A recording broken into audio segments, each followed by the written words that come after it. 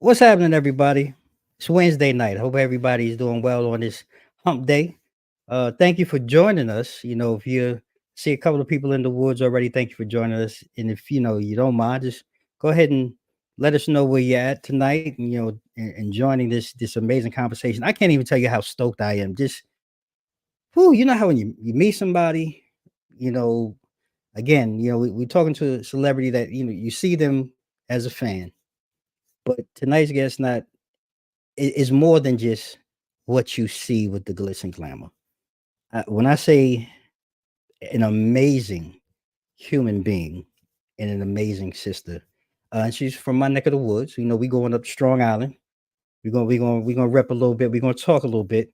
But man, the lady coming to the mic tonight, is an award-winning actor, writer, comedian. 15 years of experience, over 15 years of experience in the entertainment industry, and her versatility, uh, her conviction that I've found, in understanding the walk spiritually, before we came on tonight, has really touched me tremendously. Um, to be able to, in 10 minutes or so, really break bread and create a foundation, that you know the stars is just the floor to her ceiling. Is how incredible she is as a person. As an actor, her talents have really been seen in comedy, drama. You've seen her in BET's Bigger. Her role as Tracey Davis, incredible.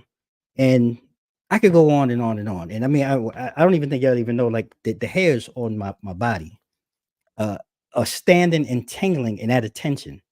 And I have to just, open up and just give you a little snippet of what 안녕하세요. 안녕하세요. Hey, 남자친구 뭐 필요해? no, no, no, no. 그눈찬 남친이 아니에요.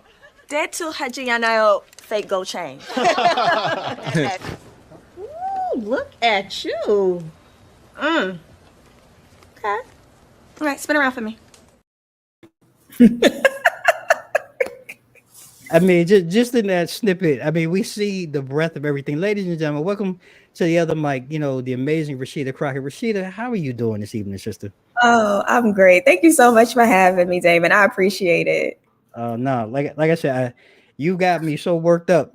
Just in prayer and conversation, you are holding the breath. And I'm going to preface this for everybody.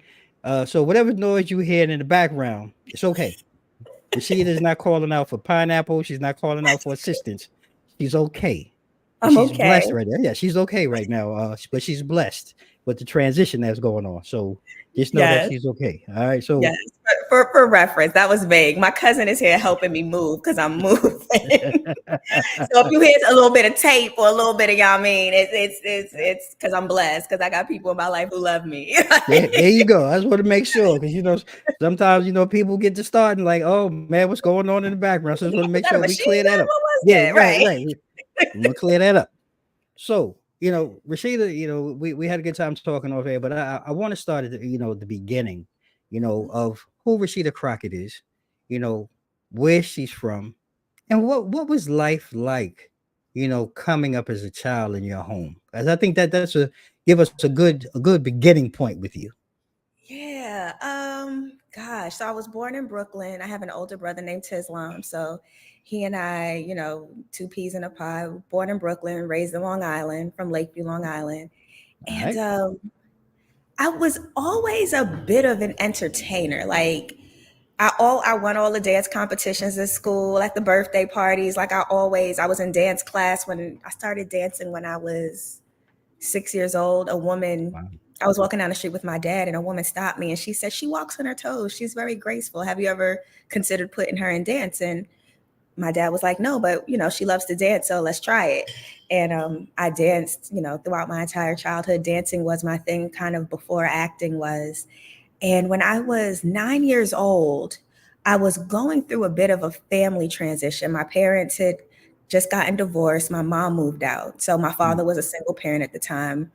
Very unorthodox in a sense, because we lived in a house with my mother's parents, and then my father, my brother, and I. So my dad lived in the same house with his in-laws. But that's important because my mom's mom went to church, and I would go to church with my mom's parents, even though my mom and dad, they loved Jesus, but they weren't church going people, right? But my grandparents were, my mom's parents were. Right. So one day, my grandmother's church was having some sort of like carnival, and there was a child manager there, like a talent representative there. Okay. And everybody goes to church, everybody's singing in the choir, they doing all types of things. So all of us who were in like the kids choir auditioned for this woman. And she brought a bunch of us, no, she brought fewer of us in to audition for her in her office. And then 2 of us got a contract. I was one of them, and another brother who sang, who's actually an excellent R&B singer today. His name is Gene Noble. But all that to say, I was 9 years old when I got my first acting contract, and I knew that I wanted to be an actress. That was Rasheda, what you want to be when you grow up? An actress, period, right? So, my father, again, was a single parent at the time. And, he took me on a few auditions. And then one day he sat me down and he was like, Sheeta, when I go to work every day, it's guaranteed. But when I have to take off of work to take you on these auditions, like, it's not guaranteed. Wow. And I can't afford to keep doing that because I have to raise you and your brother. So if this is something that you really want to do, when you become an adult, you can do it on your own. And, I was 9 years old. And it sounds cold-blooded, but I got it. You feel me? Like, I got it. Right.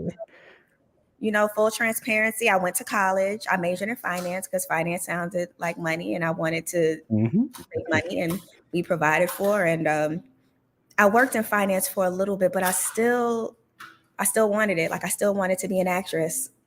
And full stop, I ended up leaving my job, leaving my life. I was living in Pittsburgh at the time. Moving back to New York. I have a cousin who is also very creative. She was shooting a movie and she cast me in her movie. Actually, it was me and my other cousin who's a rapping stuff in the background right now. She cast the 2 of us in her movie, and I needed to be in New York for 2 weeks, and I didn't have enough PTO or vacation to do that. So I was like, oh, okay, I guess I got to go quit my job and go do this movie. And in my mind, I was like, bong, here's how this going to go. I'm going to do this movie. I'm gonna win an Academy Award. I'm gonna get up, and this is going to be, and I'm off. I'm off to the races. That is not how it went down. I did leave my job. I moved back into my dad's house in Long Island. I stayed there for a year, and I remember praying. I said, God, I'm moving back to New York. Like, I want to move back to New York, and I want to live in Manhattan. Like, I want to live in the city. So I hear it's expensive. I don't know what that means. But God, if you love it, can you give me like my own place? Just let it be clean. Let it be safe. Let it be mine. And if you love me, like if you really love me, like please just make it be by the water. And the Lord gave me everything I prayed for. Wow. So I stayed home for a year, but I ended up moving into the city. I got a beautiful apartment that, was by the Hudson and has blessed my life. Like it was, I only mention it because a huge part of this journey for me is the fact that like it has made, as much as the struggle has been a struggle, it helped me to trust God. Like it helped bring me closer to the Lord. So then it was in that space where my career kind of started for me. I started taking improv and sketch comedy writing classes at UCB in New York. And I was like, you know what? If I can learn how to write, I can always create acting opportunities for myself. So I took the sketch comedy writing classes. I ain't have no money. So I, applied for the diversity scholarship. I interned at the Beast. UCB East is the theater that they had in the East Village. So, that meant staying up late on Tuesday nights and going to shows and cleaning up behind people. But it also gave me the opportunity to take free classes and to create a community and a network of other people. So And there really is no other community like the Upright Citizens Brigade in that kind of community, because you meet other creatives who are like building empires. The creators of Hacks are UCB people from back in the day. Long story short, I booked the ABC showcase. I had to leave the ABC showcase because I ended up booking a writing job in LA. Came, did the writing job in LA, went back home, booked another writing job in LA for Adam Ruins Everything. Went through the writing job, came back home. I ended up booking the CBS showcase that same year. Did the CBS showcase. A woman, an angel in the industry. Her name is Robbie Reed. She is the casting director at BET. She saw me at CBS showcase, brought me in to audition for this new pilot called Bigger on BET. Will Packer was producing it. I auditioned. And, 5 auditions later, I booked the role of Tracey, and that's sort of when my life changed. Ooh, sis. And what and I cannot say this is 2 weeks in a row. What makes me extremely happy is to hear people that are really profoundly in their space and understanding the power of the Lord. Please go ahead. Please. Yeah, because no cap, I don't really know how people do it without faith. Because if you don't believe, like when the times are hard, when the times are down, like right now, this is some might say that this is a unprecedented season in the industry. Like a lot of really talented people, unfortunately, aren't working right now. And it's hard. And if you don't believe that, God is real and he put this desire in your heart, like not to play with you, but to actually give you the desires of your heart because it's his will for your life so that you can be, the Bible talks about a lamp on a hill, like, so you can be his light in this world. So people, you can say, look to Jesus. Don't look at me, look at Jesus. Cause this is the only reason why you can see me. Then I don't really know how they keep going. I don't know how they endure. And that for me, like I said, it's such an inspiration because we don't, and everything that you said, in all of the darkest of times that we're living in, because it seems like some days it's getting darker and darker. We're sliding into that space, and to be able to be around people, I think it's important, and gives me pleasure to be around and to talking to people that are really inspirational in that, and not afraid to share that faith and belief, because we need that so much in our world today, and I thank you for just taking the time to share that, and it just moves me, like I said, just from start to now, and I'm just moved by the whole thing. But I do want to continue about you and get into character development, because you talked about I'm listening to 5 times to basically audition right for the role of Tracey and Bigger, and what was that experience like? Because every time you go, are you like this one is going to be it, or is it one of those things like after 1 or 2, then you're like, oh, wait a minute, I don't know, am I really going to get this? Like, what is that feeling like? You mean for Bigger specifically, or generally speaking? Generally speaking, because Bigger was different. Bigger was it was my first time booking a series regular. Thus far is the only time I booked a series regular yet. So when I went in first, I went into audition for another character. I didn't even go in to audition for Tracey. And we all family, we just talking here. So I go into the Viacom building. I'm sitting in the lobby. I get a DM from a relative of mine, and something had just gone down in my family, and it felt like a movie, because it's like I get this message, and then the moment I read the message, before I even had a moment to process what I read, I hear, "Is everybody here to audition for Bigger?" They take us all upstairs. I audition for the character that I was initially asked to go up there for, and there was another young lady who actually went there to audition for Tracey. She was in the CBS showcase with me.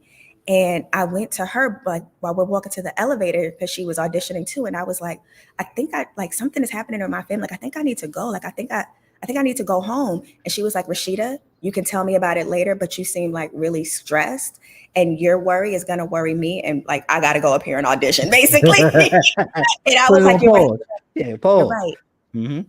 So I audition, and Robbie Reed tells me, she goes, "You're funny. Here, take these sides, go study them, and come back, and I want you to read for the role of Tracey." And I said, I'm sorry, I can't. Not to get too deep, but something had just happened in my family, and I think I need to go check in with my family. I'm like trying to explain myself. I'm very nervous, and she's like, "It's okay. It's okay. Take these sides." It might have been a Thursday. She was like, "We'll call your reps and we'll bring you in next week and you can audition then." And I said, "Thank you." So I leave. I call my manager at the time. I tell him what happened with my family, and I tell him what happened in the audition. And he was like, "Don't worry about it. That was probably a good thing. You have time to go like study the sides and stuff now. So Right. you're not like doing it on the whim." I took the weekend to study the sides. She brought me back in to audition for Tracey. And then she brought me back in again, and I read for Felicia Mary, who was the creator of the show. I read for Devon Shepard. He was the showrunner season 1. And then they called me back in for a day of like chemistry reads, which means that you read with other actors who also are being looked at for other roles, and some in this instance for the role that I was in, that I ultimately was cast in, and they were like mix and matching us, and that was all day. So I went in a few times. I read for Will Packer that day, and for me, when I kind of got that far, it was more about the first time I read it, I was just trying to have fun, right? Like when I Right. got the size, I was like, "Oh, she a clown. All right, let me just have fun with her. Let me, get her in my body. Let me get her in my mind. Let me see what she's talking about. Like, you know what I mean? Like, let me Right. get her in my mouth." Mhm. Then as I spent more time with her being the character Tracey, I was like, "Oh wow, like she was initially from Houston, and I have a pretty heavy New York accent. They ended up changing her to New York after a couple of episodes of working with Okay. me. But Right. she, I was like, "Dag, well, first of all, I really want to do justice to these words. Like I had never read anything like that before. Mm. I just had never had the opportunity to audition for anything like that before.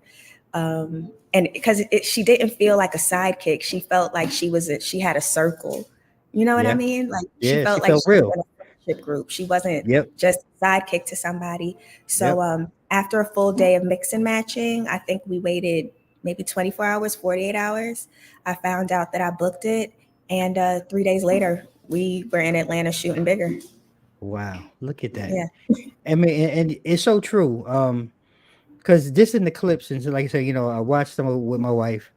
Um, not to be a sidekick, she had her own definitive Mhm. place in space.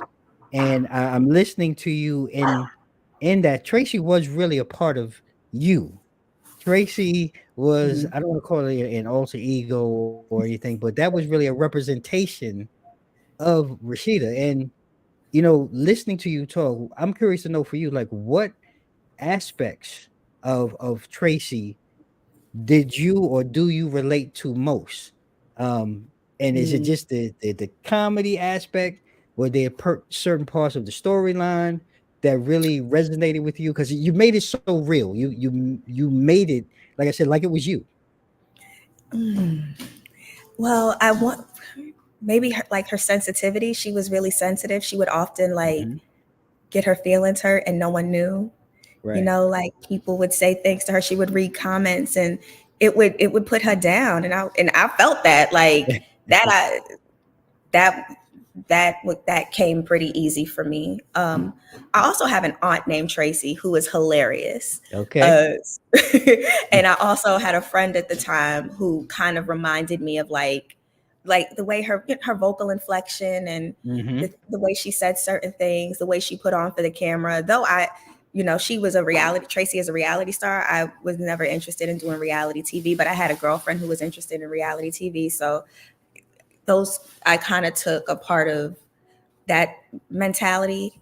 Right. Um, and maybe even that like go getter, I gotta make it pop. Like I gotta make it happen. I gotta make it happen. Another thing, the writers on the show were really generous with us, and they, Mhm. would let us improv. So a lot of the lines that I was able to say seasons 1 and 2, they kind of gave me the liberty to say it. So it felt organic because it Mm. was, in a lot of times it could It have been was like an you. improv take. Yeah. Yeah. And that's the part that I think that really speaks. I can see that. And like I said, from talking to you backstage and listening to you now, like I can really see that was a true interpretation. Like I said, they gave you the improv and the freedom to really Yes. stretch. And so I can see that now as you're talking. And even to take it one step further, like just talking about impact, just from your spiritual base and everything, and looking at the show, bigger itself. I'm curious for you, like when you look at it, like how has that really influenced maybe the reputation of women in relationships, especially when it comes to comedy? And Mm, I think that's the first question I want to, because I have another one, but I'm curious to know what you feel about that. Women in relationships. I mean, I can say that we had fun together. Like Angel, Mhm. I feel like I learned so much from her. I mean, Angel Conwell, the actress, she Right. plays Veronica on Mhm. Bigger. And my heart and my hope was that we were able to represent Black women who were friends, who weren't competing, who each had their own lane, but were supportive of one Mhm. another, and the fruit that comes from that, because we really do need people.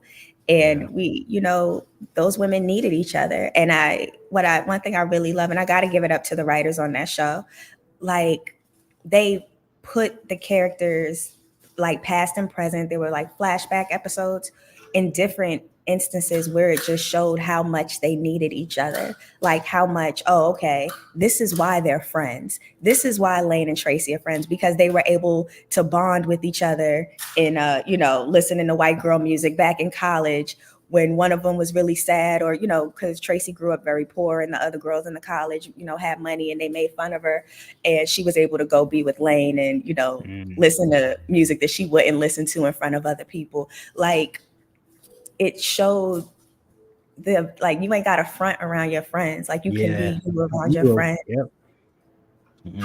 I can see that, and I really feel that, and really, the second half of that question, that I have is not only from the relationship standpoint, but what message, or I shouldn't say what message, but did you feel like as you guys were really getting into the show and the show was growing, was there a message that you were really trying to deliver or have an audience take away, from the series and the show?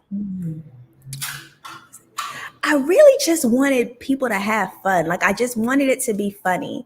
Hmm. And I know, like, personally, as an actress, I wanted to do justice to the lines that the writers had given us.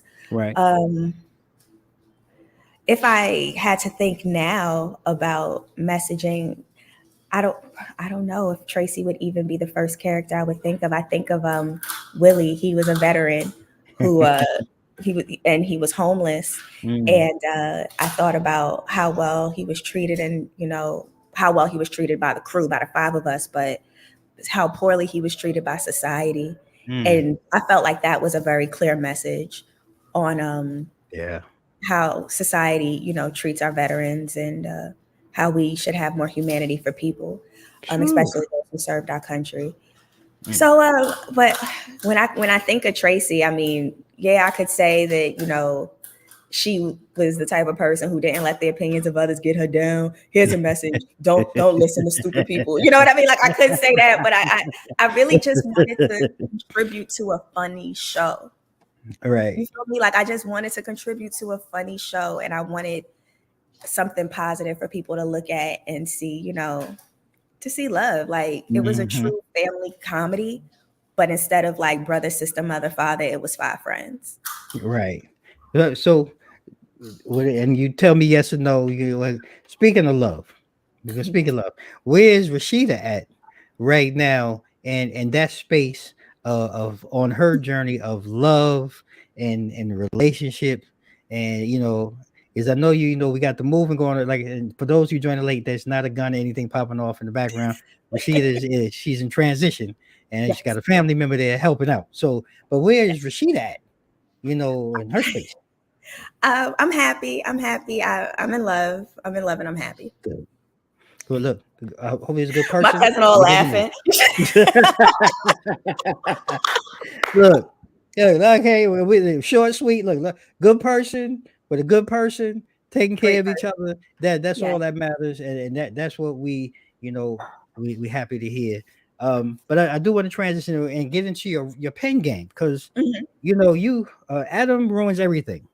Like I'll be honest, I wasn't totally familiar with it until I really started diving in and reading about you and then transitioning and looking at some of the work. But there was some real serious topics, if you will, that you address with humor. Like how do you balance that? The important and how important is the social issues that you include in your writing? Because like I said, I went back and that was really tough. It had to be tough.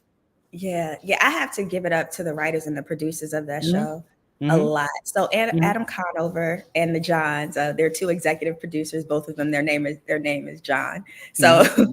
Adam and the Johns are real, like I don't want to gas it up and be like they're heroes, but they're real like advocates and real allies for the underdog. If I don't know if anybody who is watching this is familiar with the two historic labor strikes that Mhm. just took place in the entertainment industry, but if you are, you saw Adam on the front lines. He's a labor person, but they had 6 writers on the show when I wrote, and they had 6 researchers on the show.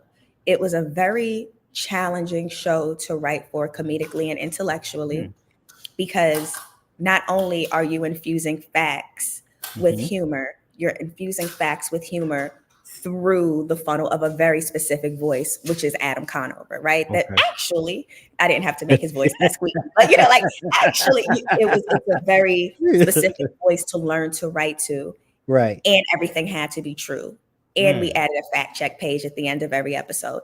wow. And there was a standard and procedures department at the network and at the studio who would bounce back if you said the instead of because if you say that means there's one There's and there's one. only one. But if you say that means that there are other options, which Mm. is like when you're writing a 28-page script, you like, so this is the note. Right, right. This is the note Okay. I'm gonna give you. Got it. Okay. But it stretched me in a way that I really am now looking back very grateful that I had an opportunity to write for that show. A lot of Mm, people wanted that job, and I feel really blessed that I was able to get it. So that's one. Two, I don't like now a lot of even the sketches that I write have social commentary in it. I do climate change humor. mhm. And I infuse facts with humor. There's a cognitive bias called the humor effect. Mm. It's called the humor effect. Okay. And it literally states that if you combine a fact with a joke, with comedy, Mhm, people are more mhm. inclined to remember the fact. Oh, So comedy is really a vehicle for the dispensation of information if you information. want it to be, if you use it. So Wow. writing on that show kind of flipped the script for me. To be honest, I only started writing so I can create opportunities for acting. The fact that writing even popped off for me is is God letting your gifts make room for Yeah. you. So Yeah. Like that. I don't take it for granted. It is I think Adam Ruins Everything is a great show. I thought it was a great show even before I worked on it. Even more so now that I have. I know that's right. Yeah. So and even in my own original projects, now I like to kind of do the same thing, and I don't think I would be able to do it as well as I am able to do it had I not had the experience of writing on that show. And there, what was it from Adam Ruins Everything? So you won your award. Uh the No. no no So so talk about I that. won a W3 award for my Yes. own show. I have Mhm. an original The sketch sketch comedy comedy. show. Yes, yes. Yes, it's called the Rasheda Crockett Sketch Mhm, Comedy Show. You mhm. can find it on YouTube. If you just search me on YouTube, Rasheda Crockett, you can find a playlist of sketches that I recently won an award for. And my sketch comedy show is in the form of a pilot now, and we are screening it at the Palm Springs International Comedy Festival this weekend. If All right. anybody is in the area, it'll be in Palm Springs on Saturday, and we are in Theater 3, and our block is from 7 p.m. to 10 p.m. So I'm really excited to let people see, and I just really want people to see it. So yeah, go check it Yeah, out. yeah, You'll check see it out. some comedy, some socio-political comedy, and you really get a flavor of my voice. So yeah, Man, look, won a little award for it. If I wasn't no, talking, I would pull it out. But look, ain't no little award. Like I mean, that's talent. That's your work.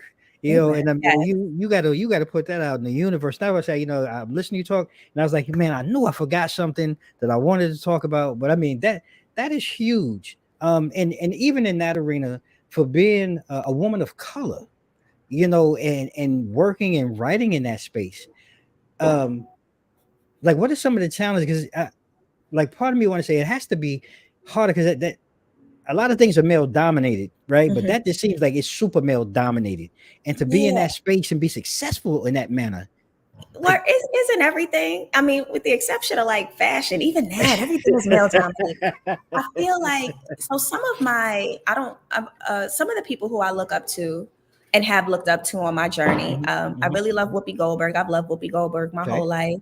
Okay. Tina Fey. Tina Fey, yeah. Whoopi Goldberg as an actress and a writer, but I didn't even know that she wrote as much as she did until I became an adult. Growing up, I just knew her from Sister Act, and I knew that she was very funny, and I knew that she was a Black woman who was hilarious and did movies. Right. As a writer, Tina Fey and Mindy Kaling were huge inspirations for me. When I was coming up in UCB through that like channel, they were two women who wrote and created their own thing. They wrote sketch comedy, you know, and that's what I was doing at the time. And I read their books. They both had books out. Tina Fey had Bossy Pants, and Mindy Kaling had that book. I think it's called Everyone's Having Fun Without Me. And in both of their books, I read them when I first, you know, got started in the business, and they both said to write for yourself. So I started writing for myself. It's a male, sure. I don't even know that I think about how male dominated the industry is, unless I'm confronted with it. But by that point, I already did what I came here to do. And now we're having a conversation, and I'm now realizing like, oh, you don't get it because y'all a bunch of men. You know what I mean? Yeah. That's one of those you got to sit back and be like, okay. But I think what helps me is that like, I'm a come and do what I came here to do. You know what I mean? I'm going to write, I'm going to create, I'm going to make a sketch. I'm going to make it professionally. I'm going to write it. I'm going to direct it. I'm going to act in it. I'm going to produce it. I'm going to provide work for other people. I'm going to pay my team. Wow. I'm going to pay my actors. I'm going to feed people. I'm going to treat people well. And even if it is something that only ends up on YouTube, I want to be proud of the body of work that I created. And it will be my voice, and it will be, you know, something that I could stand behind. That is what I look at. I remember early on in my career, I wrote this sketch called Neggers. It was the very first sketch, the very first thing I ever did. It was about a girl who went on a date with a guy who kept negging her, meaning saying negative things to her, her to try to sleep with him. I did this sketch 10 years ago, very first thing I ever did. And there was a guy who I had brought on board to help me produce it because I didn't have any contacts for like crew, you know, for like audio. And, you know, I didn't know any better. And I let him add creative input on a vision that he didn't understand. And he, and you know, no shade, his input, his contribution destroyed my, you know what I mean? It destroyed my vision because he didn't get it. And I needed that to happen because I can't let that happen again. You know what I mean? Like now I know like, okay, no, you just don't come over here and just start messing around. Like, this is what I want it to be. This is what I want it to look like. We don't have all day. I don't have enough money to play. Like, let's get these takes. Let's get it in. Yeah. Let's get it in. Let's get it done. Let's get it done. And then if there is something that you know, have a vision for, that you have articulated to me and it's clear, and I'm like, oh, okay, that is good, then dope. Or, you know, if you're a sound person and you're like, no, Rasheda, this sound thing makes more sense. Well, then of course I'm going to listen to you, right? Because that's why I have you here. But, you know, just because I have a vision and you're on set and you just want to have something to say, I won't let that happen again. I know that's right. I know that's right. Look, you are phenomenal, amazing. I just love the energy. And I get that New York vibe. Look here, son. All that over there, all that, yeah. All right, man, go ahead, go with that. This is what we're gonna do. This is what we came here to do, and I understand that, because it's about business. This is business. This is your business. This is your name. And like I said, I just asked that because so many times we're portrayed in a way, and I've said it before on the platform. We're more than basketball players. We're more than rappers.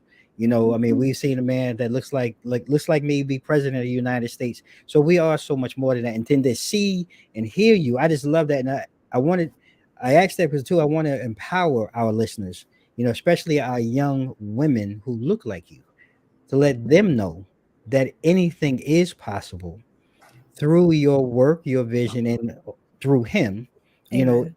anything can happen. So it's really important that we had that, and I share that, and that's why I asked it. But it also makes me think, like in your work, like because I can only imagine what the set is like on your, when you're doing your own sketch comedy. But is there any right? Because you're laughing already. Like, is there a memorable moment, from maybe your time, maybe working on your sketch comedy or any other set that really Oh, made man. made a lasting impression, or was just so funny that it stuck with you? Oh man. Gosh, it'll be hard to remember just one. Um, Let me think. Dag. Shantae Waynes, she recently was kind enough to work on a sketch with me. We did a sketch called Set the Throne Off.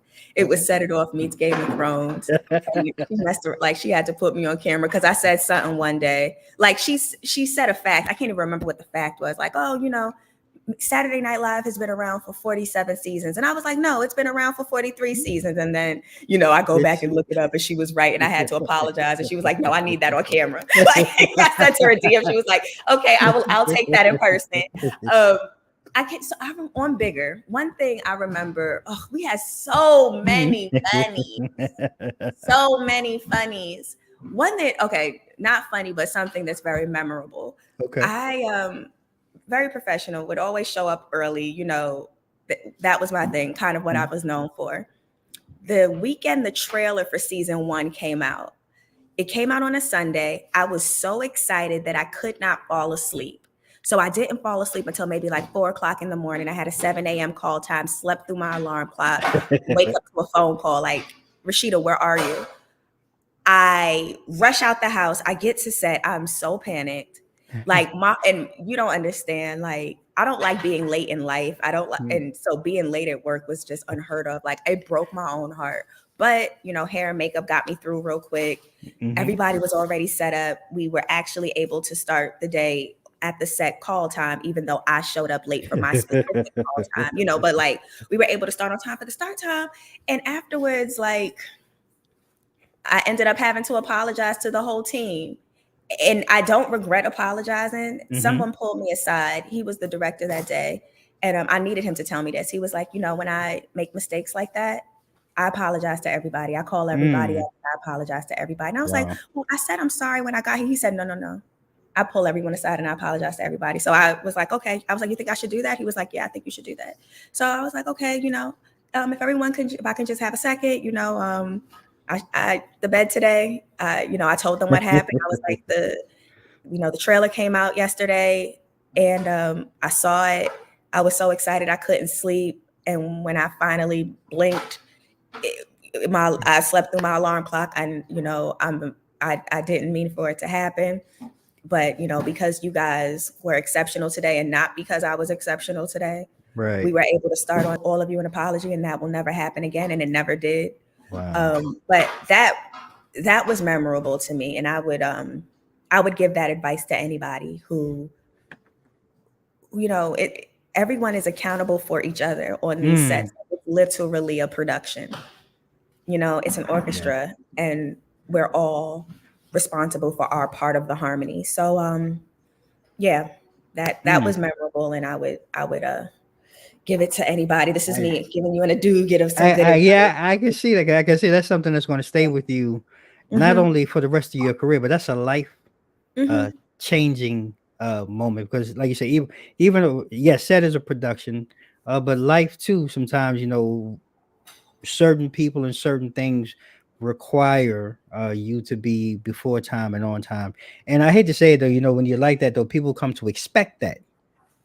Right. And it's like, and you come to expect it from yourself. I would have never thought I would have Exactly. overstepped. But Exactly. stay humble, because just because Yes. you've never dropped the ball up until this point doesn't mean that something heard of couldn't happen and Couldn't you can drop happen. the ball. So yeah, I think it was all a good lesson. Yeah. It was all a good lesson. I can tell it stuck with you and it's going to stay with you. Yeah. Oh yeah. And That's never happened. Yeah, and I know just from your body language and just the reaction. Yeah, my chest still get a little tight when I think about it. I woke up. They were like, "Hey, Rasheda, where are you?" It was 7:03, and I had a 7 a.m. call tomorrow. I was like, "I'm on my way." Wait, wow. Yeah, I can tell. I got into hair and makeup. They were like, "It's okay. It's okay." I was like holding back tears. They were like, you probably kicked yourself all day and beat up on yourself all day. But it's like, because that don't help neither, right? No, so it's like doesn't. I get there and they're like, okay, like don't beat yourself up all day, because you still got to go on camera and do your job. Yep. You made a mistake. Shake it off. Go up there and do your job. Forgive yourself. Do your job. The dope part is like the team held us up. Like I made a mistake, but the team, you know what I mean? The team covered that nakedness for me, and I just. That's what made it so like memorable for me. That's what made it so special for me. But that's how close you guys became as a unit, and over time, like you say, you became a team. You're a family, and that's what family does. Now we might talk about you after, look at how we do it, right? That part, and I deserve it, right? and and it was probably, if you, and again though, you had it was a good thing you had that person, that director, kind of give you that tidbit of information, because again, that's something that you, and like you said, you can shoot it out now and you can share that with other people. But it only makes you better, right? Yeah. And in long term, it made you better. And I'm pretty sure it'll never happen again. And it really perfectly leads into this next little segment that I want to talk to about perspectives. Life has so many different perspectives and brings so many different things, and I want to ask you, and this is just for fun and just out of perspective, if you, Rasheda, were to have dinner with anyone, any fictional character, any real person, who are you bringing to dinner, and who would it be and why? I am so this girl. Of course, I'm gonna say Jesus. Okay. Like, of course, I'm gonna say Jesus. I want to be like, yo. So, like, what God sound like to you? Like, how you know? How you know you had heard from God? Like, what he sound like? What that sound like to you? What did he say? So, like, when do y'all talk? Okay, so like, but how do you know? Like, and I can see that. I can see that from you. I can see that from you, and that's really great, because I think. Man, and how do I say this? Because dealing with trauma and dealing with different things that happen, like I've talked about it here on the show. I almost lost my life 10 years ago, and I remember being at that point. I remember the doctors coming into the room and telling my wife and my daughter, "Look, we've done everything that we can. And if you believe in a God, now's the time to pray." And I just remember laying in the bed, and same thing. I said, like, come on, God. Like, I know this can't be it.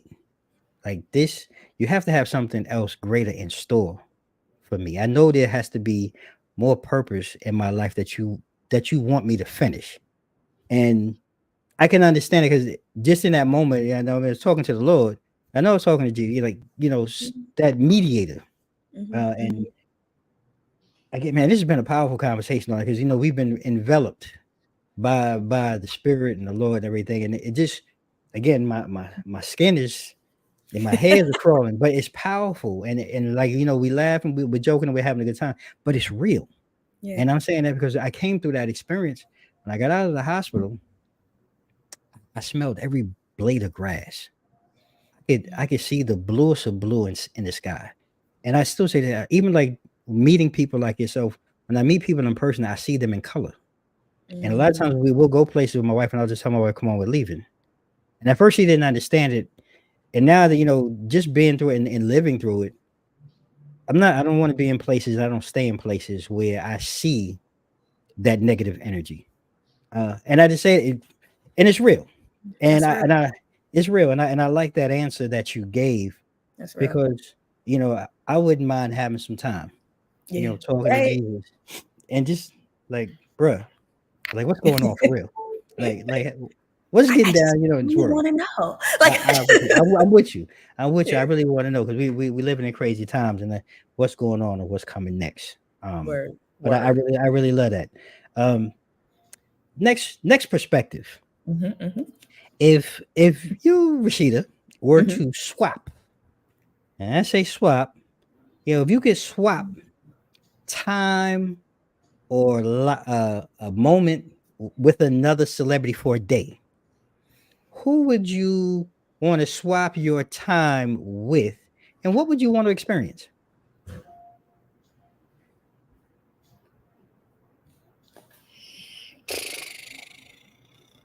That's crazy. Dang. Oh my goodness. That is a really good question. If I could swap time with a celebrity for a day, ugh, I don't want to just be like, oh, Beyonce, but kinda. I'm really curious if Beyonce pays household bills. Like, I want to know if Beyonce pays bills or if she just lets Jay-Z pay all the bills. And then she just puts her money into philanthropy and like tours. You know what I mean? And like building generational wealth. That's and my that's, question. and that's one of those even beyond like I was just want to start with that. Like, do they themselves even pay bills? Like, or is that the accountant or Well, like the yeah, finance but team? and you know what? In the grand scheme of things, it's all probably coming out the same bucket. I'm And, just like, I just want to know, like, okay, is and it? that's a good point. Yeah, Do they okay. do they share a bucket Does or do Beyonce they? pay household bills, or does she just let her husband pay all the bills and she do other stuff with her money? That's a good. I I've never thought of that because one I mean you think like most married people, yes, you have a bucket. Mm-hmm, mm-hmm. Um, I'm not then married yet, but I'm okay, gonna let you. okay, well, okay, all right, well, okay. So from somebody who's been married for almost Okay. 30 years, uh, yeah, we got a bucket, Okay. and we do pay everything for Mm-hmm, everything for the house, and that's ours. We pay from that bucket. mm-hmm. Well, but dude, if I Yeah, had that I much, mean, if I we don't had that think much they need money, a bucket. no, that's a they don't. They don't. I don't think they need a bucket. I want, but okay, so yeah, I don't, but it's like in the fact that I'm just Rasheda Crockett, I don't need to know if Beyonce pays the household bills. But for the sake of this But for question, the sake of the question, though, it's I'm intriguing though, curious. because I'm curious now too. Like, and does Jay like? How does Jay feel about that? If she, yeah, I don't I'm know. sure he's fine about it. I'm sure he's like, all Uh, my life, I just wanted to be able to provide for my family. And look, well, look, they both are doing a great job, not only for their family, right. but for those that they feel like they want to go ahead and dole out some philanthropy to. We really appreciate them, and that's a Amen. power. That's a power couple right there. Do Amen. And their everything else. children's children. Maybe Yeah. that's where her money goes. Maybe her money goes to her children's children. Mm, mm. Interesting. Now, and I'm just going to take a detour here before we get to the next question. But Okay. talking about Jay-Z and Beyonce, and we watch in the entertainment Oh, snap. industry, What did I do? What door did I open? Let's we see. got to go there. We got a Diddy Bop. We got to go down Okay. to Diddy Bop. I mean, because right Mhm. now, I mean, I got a feeling he's singing like he's singing like a songbird. And this by chance, again, this is all alleged.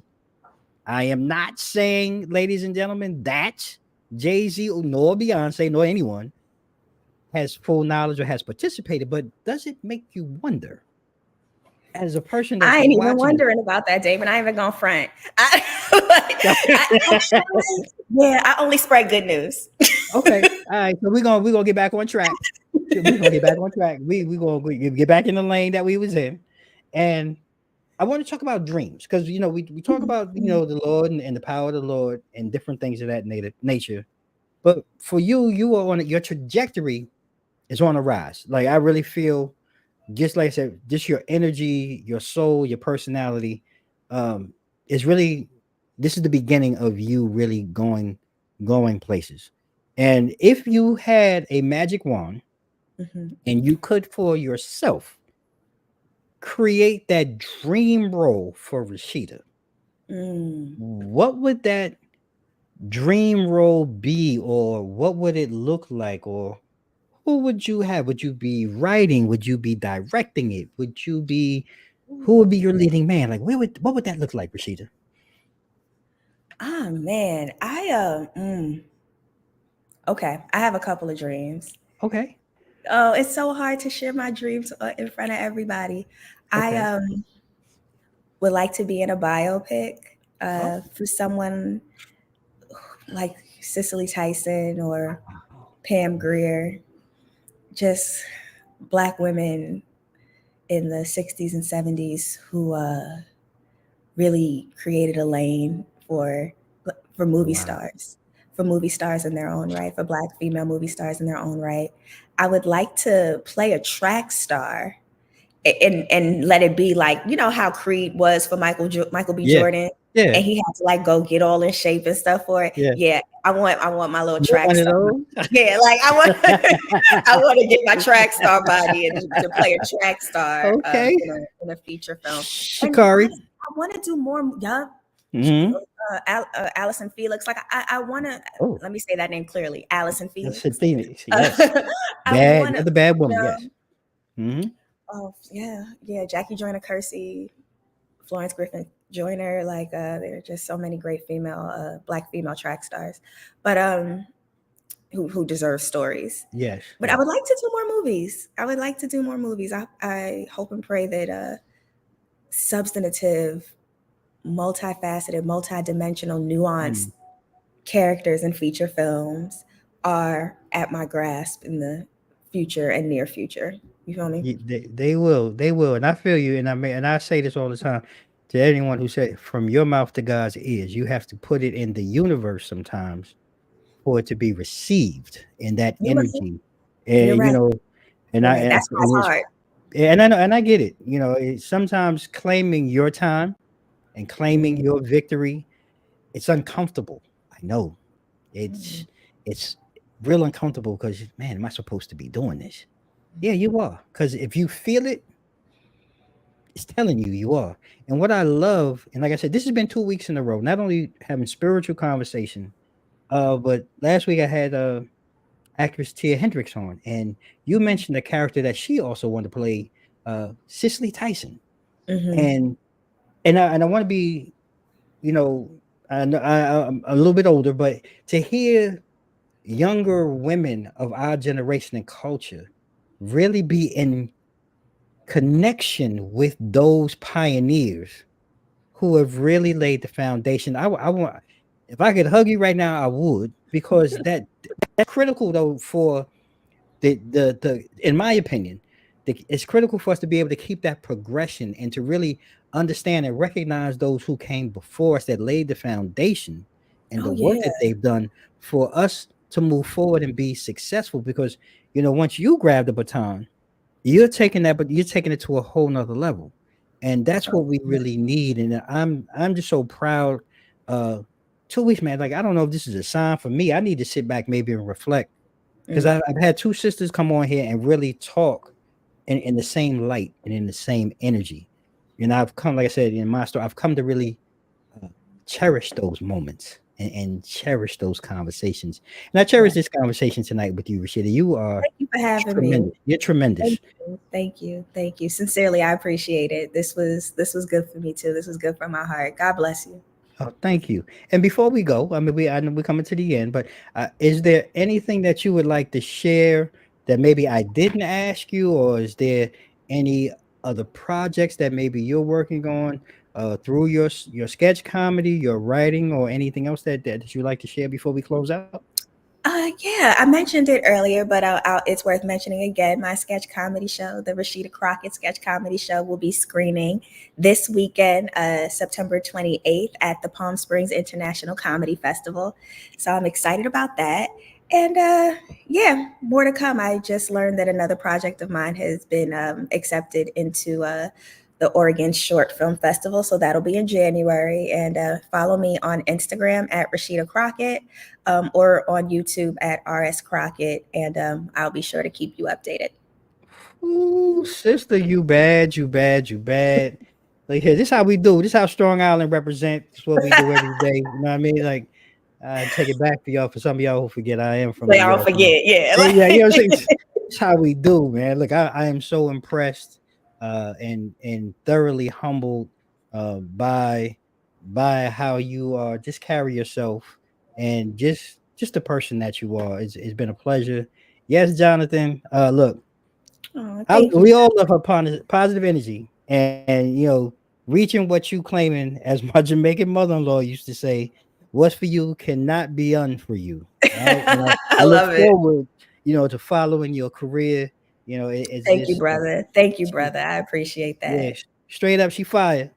She hitting them with the straight fire and everything. You know what I'm saying? Look, ladies and gentlemen, it's been another great conversation tonight with the amazing, the beautiful, the humble, the blessed. Yes, great live. Rasheda Crockett. Make sure you go out and follow her on IG and Facebook. But make sure we go ahead and drop that information in the show notes after we post this live. Go out and follow her and support her and everything that she's doing. Thank A you. truly amazing human being and a truly amazing human being. And before we go, I'm going to ask you, hey, check me out Friday, 2 Mics Up Business Corner. We're going to be Hey. back Friday, 1 o'clock. I'm going to be sitting down with Wayne Schwarthout. We're going to be talking about the Meta Wars and the Metaverse. This is a very interesting conversation for those who are into cybersecurity, want some insights, some of the dangers and threats that are going on that are affecting us right now today with this little thing that we all walk around with in our hands. So check it out. If you're interested in that, Friday, 1 o'clock on my channel, new channel, the Infusion TV channel, which airs on the Mogul TV Global Network, the #1 network for positive programming. You can download the app now while it's free on your Amazon or Roku TV device. Mogul TV Global app. Check us out. You might actually enjoy what you see. And I'll be back also on Monday. I'll be sitting down Monday night with actress, celebrity model Sierra Carter. Man, she's another dope sister. Man, we just banging them out. We blessed here to myself to be surrounded with such talented artists and celebrities. So check her out Monday night as well on the Mogul TV Global app. And I'm your man, Dang D, NY, DC. It's another Wednesday. And like we do at the end of each and every show, ladies and gentlemen, I'm going to ask you to do a couple of things. May you all stay safe, stay blessed. Mike's out.